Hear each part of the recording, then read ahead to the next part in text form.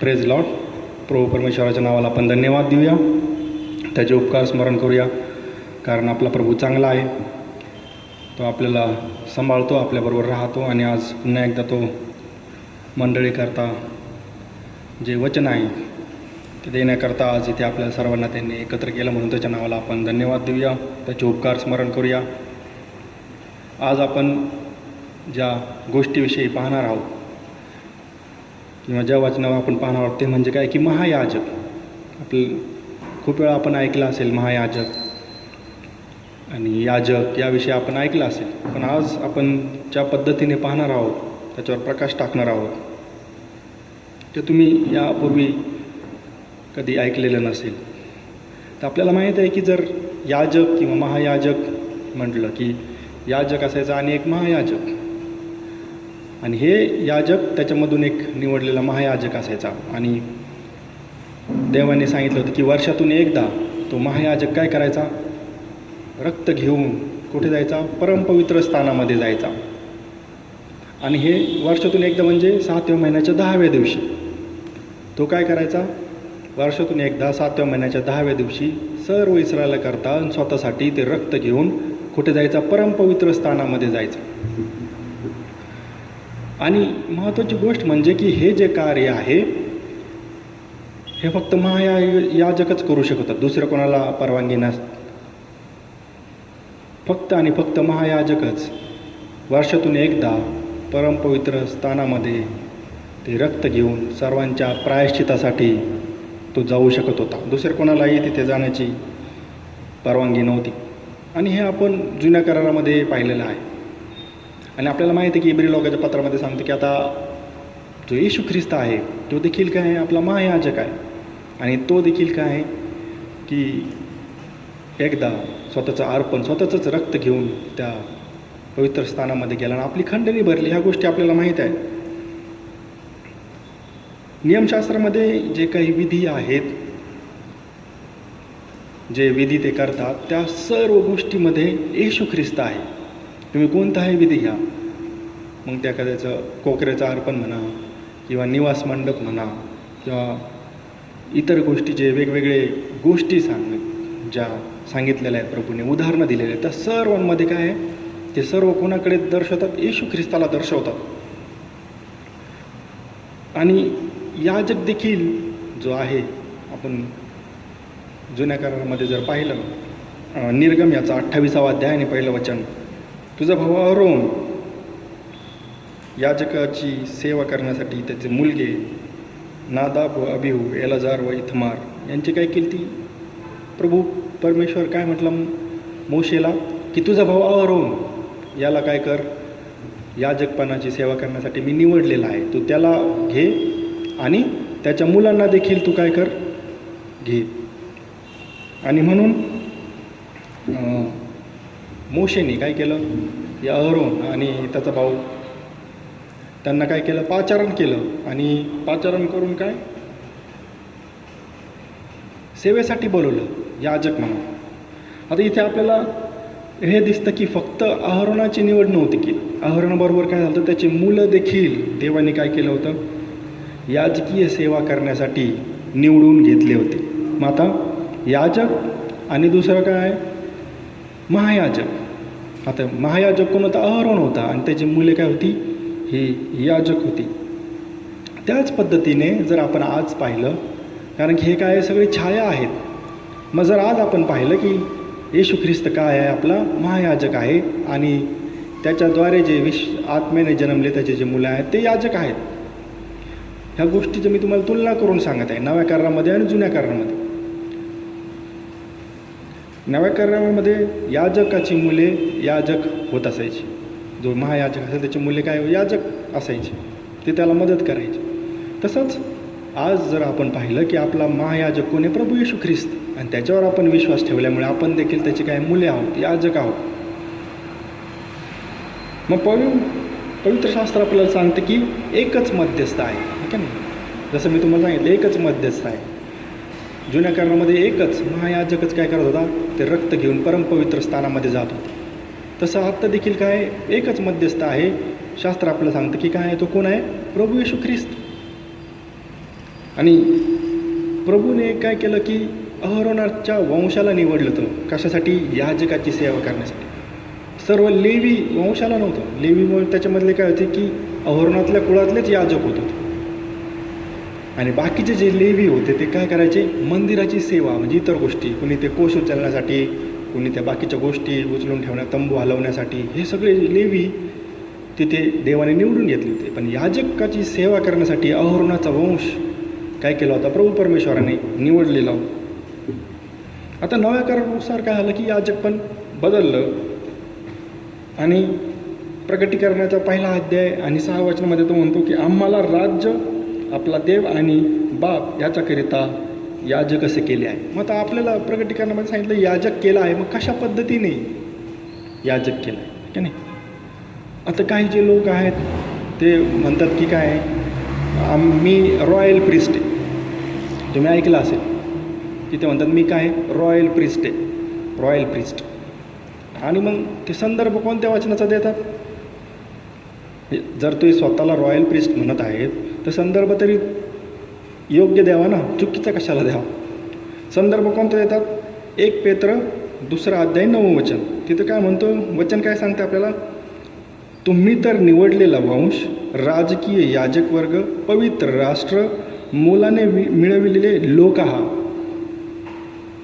आता हे वचन कोणासाठी लिहिलं आहे हेच लोकांना कळालं नाही, हे की नाही? तर तुम्ही म्हटल्यावर तर वाचणार म्हणतो, तुम्ही म्हणजे आम्ही, हे की नाही? लिहिलंही नाही तर पेत्राने. पण मग जर त्याच्या वाचनाचा जर व्यवस्थित विचार केला, तुम्ही तर निवडलेला वंश, काय म्हटले? वंश. आता यांची कोणत्या वंशाची निवड केली यांनी? पाहायला पाहिजे. वंश पाहिजे ना, ते एका व्यक्तीची नाही, निवडलेला वंश. मग आपल्याला माहिती आहे पूर्ण इतिहासामध्ये देवाने कोणता वंश निवडला? अब्राहमाचा वंश, इस्रायलाला निवडला. राजकीय याजक वर्ग, पवित्र राष्ट्र. आता पवित्र राष्ट्र आहे का? सांगा आता तुम्ही. जे स्वतःला वचन इथं जे क्लेम करतात की ह्या वचनानुसार आम्ही रॉयल प्रिस्ट आहोत, राजकीय याजक आहोत, मग आता तुम्ही पवित्र राष्ट्र आहात का? त्या पवित्र राष्ट्रात राहता का? नाही. पवित्र राष्ट्र कोणतं? इस्रायल. मुलाने मिळवलेले लोक. हां, इथं तुम्ही म्हणू शकता मुलाने मिळवलेले म्हणजे येशू ख्रिस्ताने आमच्यासाठी बलिदान दिलं. हां, बरोबर आहे. पण इथे जे सांगत आहे की निवडलेला वंश, ते म्हणजे कोणासाठी आहे? अब्राहमाचे संतान. त्याविषयी पेत्र बोलत आहे. आणि पेत्रची सेवा इब्री लोकांमध्येच होती, यहुदी लोकांमध्ये. याकोब, पेत्र यांची सेवा कुठं होती? जे यहुदी होते त्यांच्यासाठी त्यांची सेवा होती. तुम्ही जर पाहिलं की पेत्राचं पहिलं पत्र, पहिला अध्याय आणि पहिलं वचन, जर एखादं पत्र लिहिते तर तो कोणाला उद्देशून लिहिते? त्याच्या सुरुवातीला लिहित असतो. इथं पेत्राने कोणाला उद्देशून लिहिलं आहे? इथं सांगतो की पांगलेले प्रवासी यांना लिहिले, की नाही? जर तुम्ही पहिलं पेत्र पहिला अध्याय पहिलं वचन वाचलं तर कोणाला लिहिलं आहे त्याने? पांगलेले प्रवासी, हे की नाही? ते पत्र कोणाच्या नावे आहे? पांगलेले प्रवासी, त्यांना उद्देशून त्याने लिहिलेलं आहे. आता पांगलेले जर याचा तुम्ही पंडितराव बायबलमध्ये जर रेफरन्स पाहिला 26वा, तर तिथं सांगितलं काय आहे? याकोब 1:1. आता याकोब 1:1 काय आहे ते पाहूया आपण. याकोब देवाचा दास याच्याकडून जे 12 वंश पांगलेले आहेत त्यांना सलाम, की नाही? पांगलेले ही संज्ञा, हा शब्द कोणाला वापरलेला आहे? इस्रायलासाठी. जे त्याचे वंश जे पांगलेले आहेत त्यांच्यासाठी हा शब्द वापरलेला आहे. आणि असं जर हेच माहिती नाही की वचन कोणासाठी आहे, रेफरन्स कोणाचा आहे, एकच वचन घ्यायचं, उठायचं आणि पळत सुटायचं, त्याच्यामुळं काय होतं? चुकीचा रेफरन्स घेऊन काय होतं? लोक पळत सुटतात. आणि जेव्हा त्यांना असे प्रश्न विचारले काय होतात? गडबडून जातात. हां, म्हणायला वाटतं रॉयल प्रिस्ट आहोत आम्ही. हां, पण जर तुम्ही पाहिलं का ते कोणाला वचन म्हटलेलं आहे, कोणाला उद्देशून म्हटलेलं आहे? तर येशू आपल्याला सांगतो काय की येशूने आपल्याला याजक बनवले. येशूवरल्या विश्वासाने जो येशूच्या द्वारे जन्मतो तो त्याचा मुलगा होतो. आणि आपल्याला माहिती की याजकाचा मुलगा जर याजक, त्या अर्थाने आपण काय आहोत? याजक आहोत. पण जर कुणी ह्या वचनाचा संदर्भ देत असेल तर तो काय आहे? साफ चुकीचा आहे. त्याला ते वचन समजलं नाही, बायबल देखील समजलेलं नाही. आणखी एक लोकांच्या मनामध्ये कल्पना आहे आणि भ्रमात लोक आहेत. कारण की शास्त्रात की मलकीसदेक, मल्कीसदेकाच्या संप्रदायाप्रमाणे काय की आपण याजक आहोत. आपण जे आहोत येशू ख्रिस्त कसा होता, मल्कीसदेकाच्या संप्रदायाप्रमाणे याजक होता. मग आता काही मूर्ख लोक म्हणतात की येशू ख्रिस्त तो मल्कीसदेक होता. त्यांना ते देखील कळालं नाही. इब्रीमध्ये काय सांगितलं की मल्कीसदेकाच्या संप्रदायाप्रमाणे, म्हणजे सांगितलं काय, त्याच्यासारखा.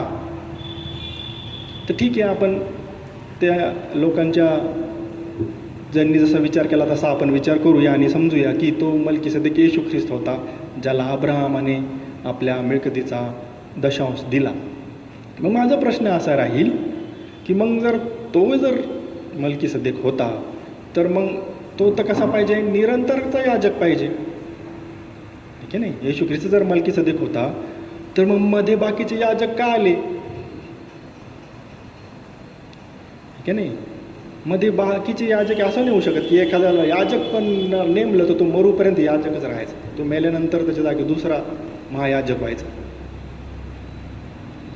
मग जर येशू ख्रिस्त जर तिथला मल्कीसदेक होता तर मग मध्ये जे बाकीचे याजक होऊन गेले ते का आले महायाजक, असा खंड नाही पडत. आता जेव्हा येशू ख्रिस्ताने मल्कीसदेकाच्या संप्रदायाप्रमाणे तो याजक झाला, त्याला त्या अगत्याचं होतं. कारण की जर त्याला याजक व्हायचं होतं तर तो होऊ शकत नव्हता, कारण तो लेवी वंशात जन्मलेला नव्हता. मग त्याला याजक पण कुठून दाखवलं देवाने, मल्कीसदेकाच्या संप्रदायाप्रमाणे, की नाही. कारण की तो याजक होता तर याजक कसा असणार हे देवाने स्पष्ट केलं. मल्कीसदेकाचा संप्रदाय काय हे मंडळीला सांगून झाले. मल्कीसदेक कोण होते, त्यांचा संप्रदाय काय, त्यांची नावं काय, हे मंडळीला आपण सांगितलेलं आहे, त्याविषयी आज जाणार नाही आपण. पण म्हणजे येशू ख्रिस्त मल्कीसदेकाच्या संप्रदायाप्रमाणे युगानुयुक्त याजक आहे. कधीपासून, 2000 वर्षापासून. आता इथून पुढे शेवटचा मनुष्य आत येऊपर्यंत तो याजक आहे, महायाजक आहे.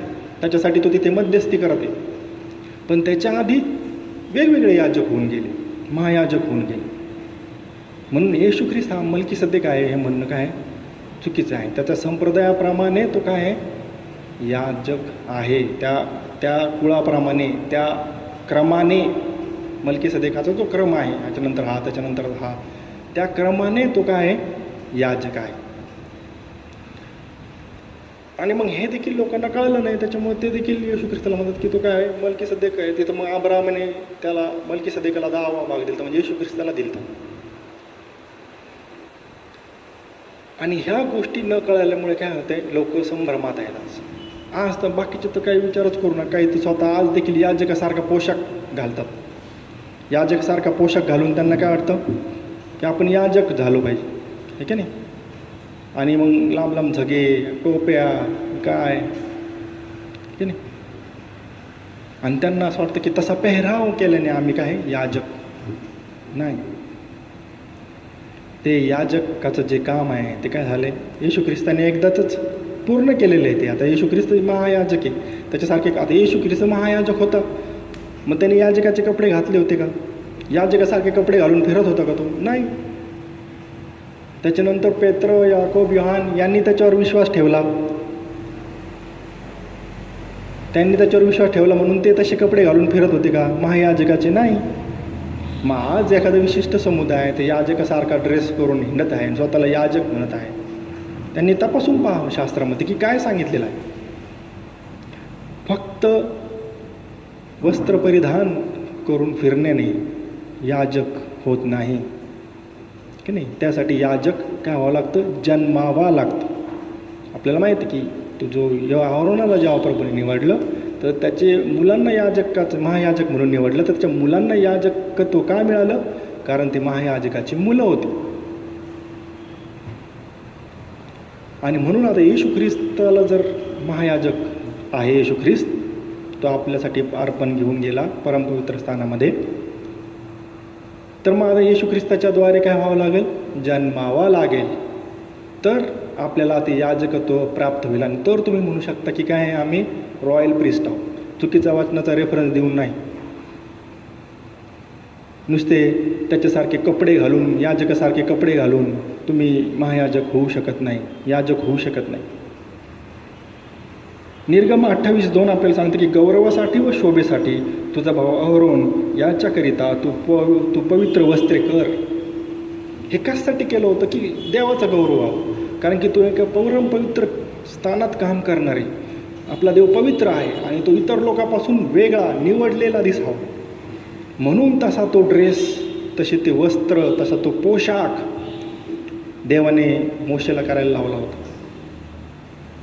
आणि दुसरं काय, शोभेसाठी, की तो कुठं काम करतोय, परमपवित्र स्थान. त्याचं कामाचं ठिकाण काय होतं, परमपवित्र स्थान. ती शोभा दिसावी परमपवित्र स्थानामध्ये काम करणाऱ्याची.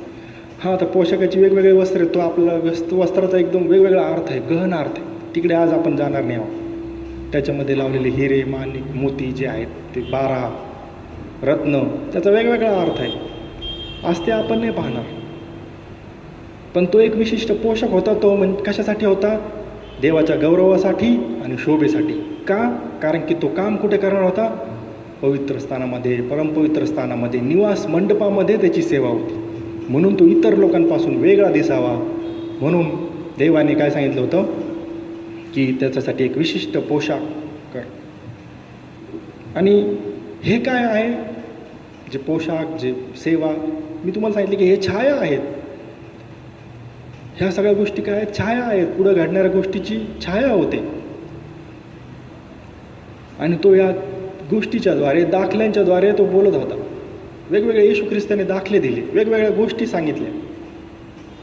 दाखला म्हणजे काय, की दाखला म्हणजे पृथ्वीवरली गोष्ट जिचा स्वर्गीय अर्थ आहे, म्हणजे दाखला.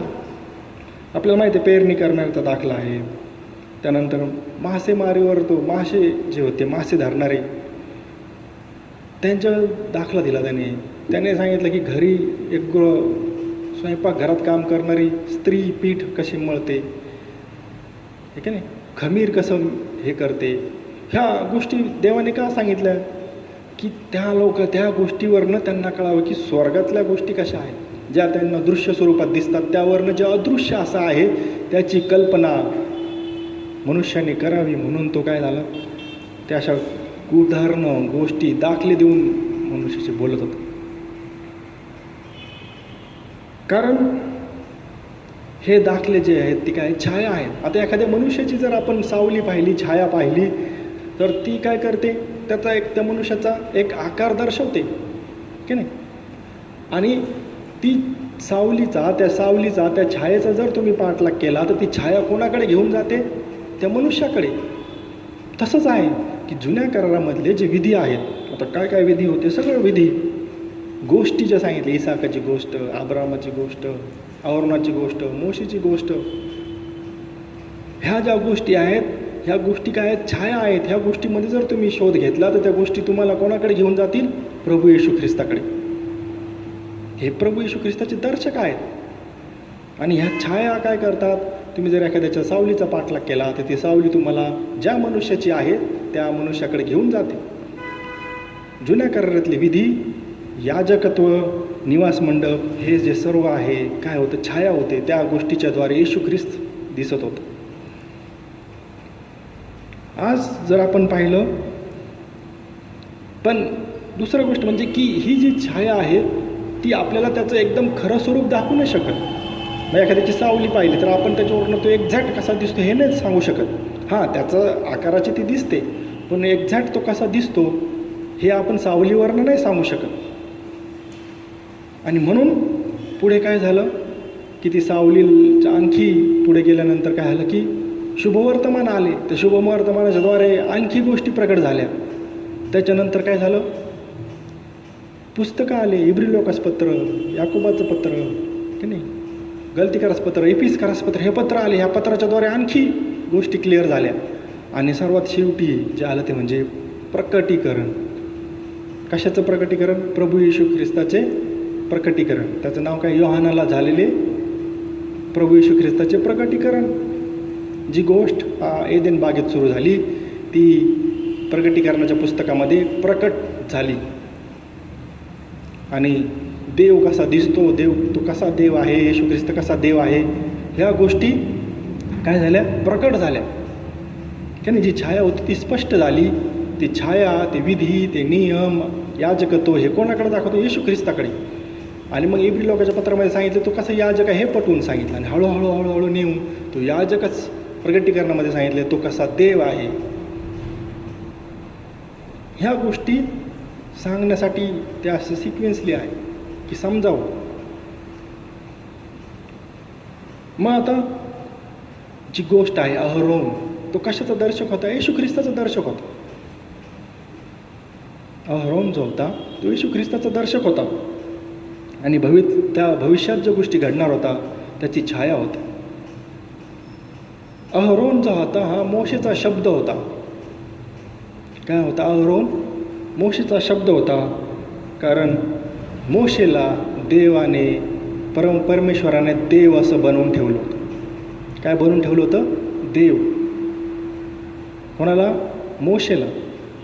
मोशेला देव बनवलं आणि मोशेचा जो शब्द तो कोण होता? अहरोन होता. कुठे लिहिलं हे? निर्गमनाचा 7वा अध्याय 1 वचन. आणि यहोवा मोशेशी बोलला, पहा मी तुला फारोसाठी देव असे केले आहे आणि तुझा भाऊ अहरोन तुझा भविष्यवादी होईल. यहोवा परमेश्वर काय म्हटलं मोशेला? की मी तुला फारोसाठी काय केले? देव बनवलेले, देव असं करून ठेवलेलं आहे आणि तुझा भाऊ अहरोन काय आहे? तुझा भविष्यवादी आहे. की नाही? म्हणजे काय आहे? बोलणारा तुझ्यातर्फे. म्हणजे तो काय करायचा? जो मोशे बोलेल तो काय अहरोन जाऊन फारोला सांगायचा असं असं होईल. की नाही? तर आपल्याला माहिती आहे की ज्या देवाचा शब्द कोणाला म्हटलंय? देवाचा शब्द येशू ख्रिस्ताला. गोष्ट तुमच्या लक्षात आहे की देवाचा शब्द. मोशेचा शब्द कोण होता? अहरोन. देवाचा शब्द कोण आहे? येशू ख्रिस्त. ह्या सगळ्या गोष्टी छाया आहेत.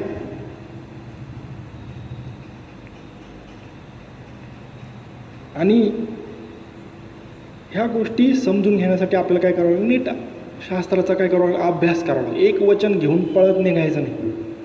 आज बरेचसे लोक एक वचन घेऊनच पळत निघतात आणि नंतर मग ज्याला शास्त्र माहीत आहे अशा व्यक्तीसमोर आले त्यांची फसगत होते. तर जर आपण देवाची मुले आहोत, याजक जर आपल्याला म्हणून घेतो आपण, याजक आहोत आपण, तर हे याजक पण कशासाठी? लोकांना दाखवण्यासाठी, मिरवण्यासाठी याजक पण होतं का? नाही. तर निर्गम 28:3 काय सांगताय? की जे ज्ञानी हृदयाचे, ज्यांना मी ज्ञानाच्या आत्म्याने भरले आहे, अशा सर्वांना तू सांग की अहरोनाने माझ्यासाठी याजकाची सेवा करावी. की नाही? याजक तो कशासाठी होतं? सेवा करण्यासाठी. की नाही? सेवा करण्यासाठी, मेवा मिळवण्यासाठी नव्हतं. की नाही? याजकत्व सेवा करण्यासाठी काय केलं होतं? देण्यात आलं होतं. आणि जर आपण याजक आहोत आणि आपल्याला जर पवित्र स्थानात सेवा करायची आहे तर आपल्याकडे याजकाची वस्त्रे असले पाहिजे. की नाही? कारण की देवाने सांगितलं होतं की त्याच्यासाठी मी जे ज्ञानी मनाचे आहेत त्यांच्यामध्ये मी त्या काय करील? आणखी माझ्या ज्ञानाने भरल आणि ते बरोबर ते काय करतील? त्याचे वस्त्र विणतील, ते वस्त्र तयार करतील. कारण इथे एक महत्त्वाची गोष्ट म्हणजे काय की वस्त्र इतके महत्त्वाचे आहे की जर ते वस्त्र न घालता जर याजक परमपवित्र स्थानामध्ये जात असे तर तो मरत असे. म्हणून ते वस्त्र फार गरजेचे होते. निर्गम 28:42 तू त्यांच्यासाठी वस्त्राचे चोळणे कर, ते त्यांचे अंग झाकण्यासाठी कमरेपासून मांड्यापर्यंत असावे. संपूर्ण अंग झाकून मांड्यापर्यंत अंग झाकलेला असा याजक ते वस्त्र परिधान करून पवित्र स्थानामध्ये जात असे. आणि जर ते तो नसेल, तसं वस्त्र न घालता गेला तर तो मरत असे. याजक असला तरी मरत असे. आणि म्हणून आपण जे सांगतो की आम्ही ख्रिस्त परिधान केलं आहे. की नाही? ख्रिस्त परिधान केलं म्हणजे काय केलं की आपण ख्रिस्त पांघरलं आहे. ते ख्रिस्ताचे याजकपणाचे वस्त्र आम्ही परिधान केलेले आहेत. आपण म्हणतो ना की नीतिमान पुण्य, पण आपण कसे नीतिमान झालो? ख्रिस्तावरल्या विश्वासाने आम्ही ख्रिस्ताला परिधान केले. त्याची वस्त्र आम्ही परिधान केल्यामुळे काय आपण याजकाची सेवा करू शकतो. कारण की ते वस्त्र आमच्याजवळ आहे. जर याजकाचे वस्त्र नसतील तर परमपवित्र स्थानामध्ये जाऊन सेवा करूच शकत नाही, मरतील लोक. मग कशाद्वारे आपण? कारण की आपण शास्त्रामध्ये ख्रिस्त आम्ही पांघरला आहे. पाऊल काय म्हणतो? ख्रिस्त आम्ही पांघरला आहे. कशासाठी? याजकाची सेवा करण्यासाठी. कारण याजकाची सेवा करण्यासाठी वस्त्र फार गरजेचे आहे. पण ते कोणते हाताने बनवलेले वस्त्र नाही जे आज लोक घालून मिरवत आहेत आणि स्वतःला याजक म्हणतात. ते वस्त्र नाही. ख्रिस्ताच्या द्वारे, कारण की एकही मनुष्य नीतिमान नाही, नीतिमान कुणीच नाही, कारण त्या गोष्टीकडे येणार आहोत आपण. तर वस्त्र जे आहेत, कुठून सुरुवात झाली वस्त्राची? कोणतेही वस्त्र सुरुवात कुठून झाली? एदेन बागेमध्ये. की ना, आपल्याला माहिती आहे एदेन बागेमध्ये पाप घडलं, आज्ञा मोडली आणि त्यांची आज्ञा भंग हे त्यांचं पाप गणण्यात आलं आणि त्यांना काय झालं, देवाने एदेन बागेतून घालवलं. पण त्यापूर्वी काय झालं की ज्यांनी आज्ञा मोडली ते फळ खाल्लं आणि त्यांना कळालं की ते काय आहेत, नग्न आहेत. आणि त्यांची नग्नता झाकण्यासाठी त्यांनी काय केलं, अंजिराच्या पानाची वस्त्र बनवले आणि ते घातले. पण देवाने ते वस्त्र नाकारले. देव म्हणे नाही, हे नाही चालणार. आणि त्याने काय केलं, एक निष्पाप असा कोकरा घेतला. त्या कोकऱ्याला काय केलं, बलिदान केलं त्याचं, यांच्या पापाबद्दल त्याचं बलिदान. आणि त्याची वस्त्र, त्या कोकऱ्याची वस्त्र त्या दोघांना देवाने काय केली, घातली की नाही. वस्त्र बनवावे लागले. कोणती? कातड्याची वस्त्र. मग इथे महत्त्वाची गोष्ट म्हणजे काय आहे की वस्त्र कोणते पाहिजे होते? कातड्याचे. नाही, देव म्हटलं की हे वनस्पतीपासून बनवलेले वस्त्र नको आहेत. माझी इथे महत्त्वाची गोष्ट आहे की याजकाची वस्त्र जी होती ती काही प्राण्याच्या कातड्यापासून बनलेली नव्हती. महायाजक जो होता ती वस्त्रे कशापासून? झाडापासून बनवलेली. झाड म्हणजे काय? ताग आहे, कापूस आहे, यांच्यापासून बनवलेली वस्त्र होती. निर्गम याचा 28 अध्याय आणि 39 वचन. तू बारीक सुताचा नक्षीदार अंगरखा विणून कर आणि बारीक सुताचा फेटा कर. बारीक सुताचा काय करायला लागला? सूत घ्यायचे बारीक की नाही, तलम, आणि त्याचं काय कर, अंगरखा कर. म्हणजे कशापासून? तागापासून. हे झाड आहे, कापसापासून म्हणजे झाड आहे हे. ह्या झाडापासून काय होते? महायाजकाची कपडे बनवलेले होते. मग आता इथं काय आहे, ही वस्त्र काय दर्शवतात? झाडाची वस्त्र काय दर्शवतात? आमची कृत्य, आमची कार्य. एदेन बागेमध्ये त्यांनी काय केलं होतं? स्वतःच्याच हाताने, कार्याने काय केलं होतं? ते वस्त्र बनवले होते स्वतःच्या, आणि ते त्यांचं पाप झाकण्यासाठी त्यांनी वापरले होते. झाड काय दर्शवतं? कार्य दर्शवतं. आणि प्राण्याची कातडी काय दर्शवतं? की माझ्याबद्दल, ह्याच्या पापाबद्दल मला मारावं लागले हे दाखवते. निष्पाप, माझी काही चुकी नव्हती, पण ह्याने केलेल्या पापाबद्दल काय आहे, याला वस्त्र झाकायचं होते, याचं नग्नता झाकण्यासाठी मला मारावं लागले. हा फरक आहे प्राण्याच्या कातडीच्या वस्त्रामध्ये आणि झाडापासून बनवलेल्या वस्त्रामध्ये. हा फरक होता की जर कापूस बनवायचा असेल, कापसापासून जर एखादं वस्त्र बनवायचं असेल तर झाडाला मारावं नाही लागत. झाडाला कापूस येतो, तो कापूस काढून घेतला तरी झाड जगतं, झाड मरत नाही. पण जर प्राण्याची जर कातडी जर पासून वस्त्र बनवायचं आहे तर त्या प्राण्याला काय होतं? मरावं लागत होतं. समजते तुम्हाला? आणि मग ते पाहून, मारताना पाहून त्यांना त्यांच्या हृदयामध्ये ती भावना यायची की नाही, की मी चुकी केली पण मरावं कोणाला लागत आहे?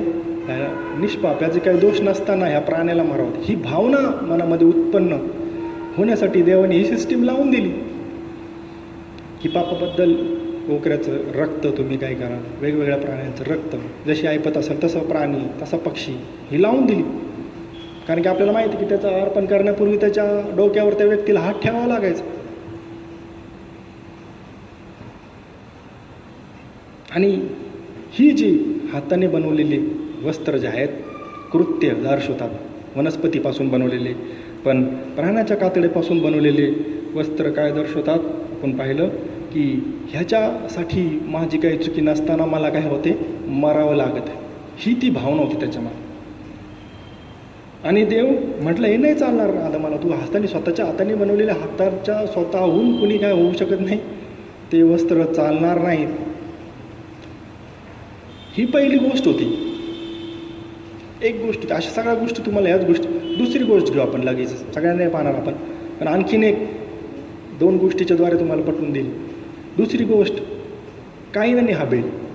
बघा परत काय झालं, दोघांनीही देवाला खुश करण्यासाठी अर्पण घेऊन आले. आपल्याला माहिती आहे काईन कशाचं अर्पण घेऊन आला? वनस्पतीपासून स्वतःच्या हाताने स्वतःच्या कष्टाने मिळवलेलं काय शेतीतलं जे पिकलेलं होतं मेहनत करून त्याने ते आणलं. हॅबिलाने काय आणलं? एक दष्टपुष्ट असं कोकरू आणलं. तर त्याची मेहनत होती का? त्याला काही नव्हतं. पण त्याला ते माहिती होतं की देवाला काय आवडतं, हे की नाही. इथे काईनाने आदाम आणि हवेसारखा विचार केला, दैहिक विचार केला. त्यांनी जसा की मी आता माझं पाप झाकायचं, मीच स्वतः काहीतरी करून काय करील ते बनवून घालल. पण हॅबिलाने आत्मिक काय केला? विचार केला की हे आपलं काही नाही, हे सगळं देवानेच दिलेलं आहे, की नाही. आणि त्या पापाबद्दल कसला अर्पण करायचं हे त्याला माहीत होतं, म्हणून तो काय केला? आनंदी करण्यासाठी कोकरू घेऊन गेला. आता ते काय दाखवते? एक वनस्पती दाखवते आणि दुसरा प्राणी दाखवते. आणि जसे आदामाने हवेची वस्त्र नाकारले तसंच देवाने हाबिलाचं अर्पण देखील नाकारलं, कारण की ते त्याचे कृत्य दर्शवत होतं की मी माझ्या कृत्याने नीतिमान होईल आणि देवाचा आशीर्वाद मिळवल. हे देवाला नाही चाललं. तर नीतिमान कशा? येशू ख्रिस्तावरल्या विश्वासाने.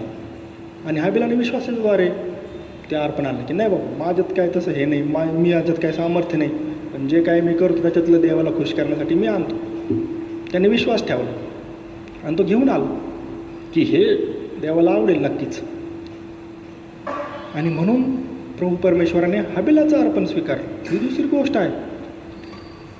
आपली स्वतःचीच कार्य आपल्याला तारणाकडे घेऊन जाऊ शकत नाही. ह्या दोन गोष्टीमधून सांगतो. तर आपल्याला प्रभू येशू ख्रिस्तावरला विश्वास हा त्या तारणाकडे घेऊन जातो. आणि म्हणून आपली जी पातके स्वतःवर त्याने घेतली कोणाने? येशू ख्रिस्ताने. आणि आमच्या पापाबद्दल स्वतःला वधस्तंभावर दिलं. आणि वधस्तंभावर दिल्यानंतर तो म्हटलं की काय की ही माझी वस्त्रे आता तुम्ही परिधान करा. त्याला मारण्यात आलं आणि त्याची जी वस्त्र होती त्याच्यावर विश्वास ठेवल्यामुळे ती आम्हाला मिळाली. नीतीची वस्त्रे. आपली नीतिमत्ता काय काय आहे? आपली नीतिमत्ता आपण हे केलेले कृत्य नाही, 10 आज्ञा पाळलेले नाही. तर आपली नीतिमत्ता काय गणली गेली? प्रभू येशू ख्रिस्तावरला विश्वास, ही आपली नीतिमत्व आहे. कारण की शास्त्र सांगते की मनुष्य स्वतःच्याच कृत्याने नीतिमान ठरू शकत नाही. आणि तीच नीतिमत्वता आम्हाला कशामुळे मिळाली? प्रभू येशू ख्रिस्तावरल्या विश्वासाने. जसे ते कोकरू मारून त्याची कातडीपासून वस्त्र बनवली आणि ते परिधान केली, तसंच येशू ख्रिस्तचे अर्पण केल्यानंतर त्याची वस्त्रे आम्ही परिधान केली. गोष्ट तीच आहे. पण काय आहे? जुन्या करारामध्ये ती छाया होती. आज ते आपण प्रत्यक्षात काय करतो आहोत? अनुभवत आहोत. पण आता इथे देखील मनुष्य आहे जगामध्ये मूर्ख माणसांचे ना अजिबात कमतरता नाही. इथं देखील लोकांनी काय केलं? परत एक वचन घेऊन पळत सुटले. आता सांगितलं की काय वस्त्र सांगितलं ना, मग 2 सूत मिसळून तयार केलेले कपडे घालायचे नाही. असे लोक आहेत जे देवावरच्या वचनावर विश्वास ठेवतात, पण ते सांगतात काय की कॉटन आणि लेनिन यांचं मिक्स करून घातलेले कपडे घालायचे नाही. देवाने आज्ञा दिली. ते देखील समजलं आहे का त्यांना की कॉटन म्हणजे काय? की कापसापासून, लेनिन म्हणजे काय? तागापासून बनवलेलं काय वस्त्रे आहेत. हे 2 मिक्स करून असं सांगितलं आहे का देवाने? आपण जाऊया ते कुठे आहे? लेवी याचा 19वा अध्याय आणि 19वा वचन. 2 प्रकारचे मिसळलेल्या सुताचे वस्त्र तुझ्या अंगावर नसावे. काय सांगितलं इथं? 2 प्रकारच्या मिसळलेल्या सुताचे वस्त्र तुझ्या अंगावर नसावे. आता हेच एक वचन घेतलं त्याने आणि पळत सुटले. 2 प्रकारचे सूत, एक कापसापासून बनवलेले, एक तागापासून बनवलं, असं मिक्स घालायचं नाही. ते पॉलिएस्टर तर विसरूनच जा, ते तर कृत्रिम बनवलेलं आहे, प्लॅस्टिक. लोकांना कळलं नाही. लोक ते लेवी 19 घेऊन पळत सुटले. पण त्यांनी अनुवाद 22:11 नाही वाचलं. तिथं त्याचं स्पष्टीकरण दिलं की मिसळलेले म्हणजे तिथं तो काय करतोय, प्रभू परमेश्वर स्पष्टीकरण देते की मिसळलेले म्हणजे लोकर व ताग मिसळून केलेले वस्त्र परिधान करून. काय सांगितले, दोन सांगितले. इथं काय सांगितलंय, लोकर आणि ताग. मग आता लोकर आणि तागमध्ये काय फरक आहे, तर ताग जे आहे ते झाडापासून म्हणजे वनस्पतीपासून बनतं आणि लोकर जे आहे ते प्राण्यापासून बनतं. हा फरक आहे. देवाला मिक्सचा राग आहे. दोन वेगवेगळ्या जाती आहेत, एक झाड आहे, एक काय प्राणी आहे.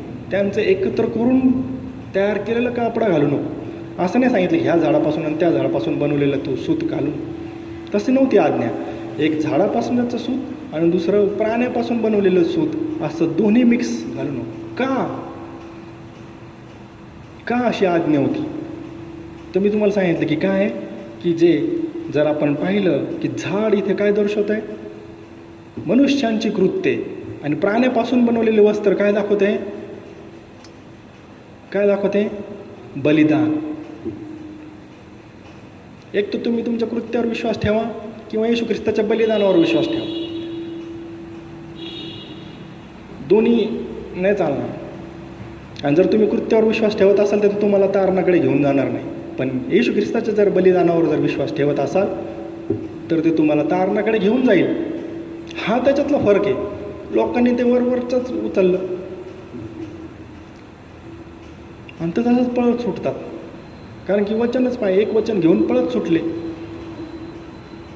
आणि ह्याच गोष्टी लोकांना सांगायची गरज आहे, लोकांना समजून सांगायची गरज आहे, लोकांना दाखवून देण्याची गरज आहे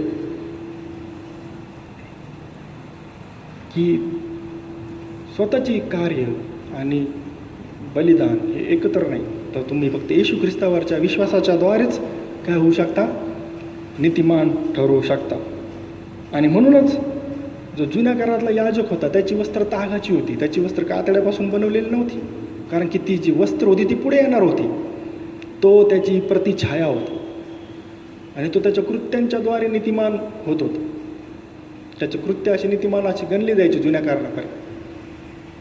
आणि तरी नीतिमान गणला जायचं तरी त्याला स्वतःच्या प्रायश्चित्तासाठी, स्वतःच्या पापाबद्दल देखील ते रक्त घेऊन सुरुवातीला तो स्वतःच्या पापांची क्षमा मागायचा आणि मग सर्व इस्रायलासाठी पापांची क्षमा मागायचं.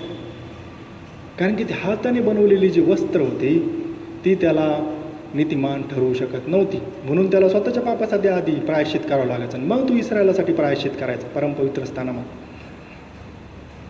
ह्या गोष्टी ज्या आहेत छाया आहेत, ह्या गोष्टी ज्या आहेत विधी जे आहेत ते छाया आहेत. त्या सर्व विधीमध्ये याजकामध्ये म्हणा किंवा निवास मंडप म्हणा, परमपवित्र स्थान, हे सर्व आपल्याला कुठे घेऊन जातात, प्रभू येशू ख्रिस्ताकडे घेऊन जातात. त्या प्राण्याला सांडलेलं रक्त पाहून आपल्या मनात ती भावना निर्माण होईल की माझ्या पापाबद्दल या निष्पाप जीवाला प्राण गमावे लागले, इथून पुढे मी असं नाही केलं पाहिजे. ही भावना मनुष्याच्या मनामध्ये उत्पन्न व्हावी म्हणून देवाने ती येशू ख्रिस्ताच्या येण्यापर्यंत ती एक पद्धत, सिस्टीम लावून दिली. पण ह्या गोष्टी ज्या आहेत त्या ज्या वंशामध्ये खुद्द येशू ख्रिस्त जन्मला आला त्यांना समजल्या नाहीत. बरेच लोक असं म्हणतात की जे यहुदी लोक आहेत ते जुना करार पाळतात. बरेच म्हणजे काय 99% लोक असंच म्हणतात की यहुदी लोक जे आहेत ते काय आहे, जुना करार पाळतात. पण मी म्हणतो ते पाळत नाहीत. का? आपण पाहूया वचन. योहान याचा 5वा अध्याय आणि 46 वचन. इथं खुद्द येशू ख्रिस्त म्हणत आहे की तुम्ही मोशेचा विश्वास धरला असता तर माझा विश्वास धरला असता, कारण त्याने माझ्याविषयी लिहिलेले आहे.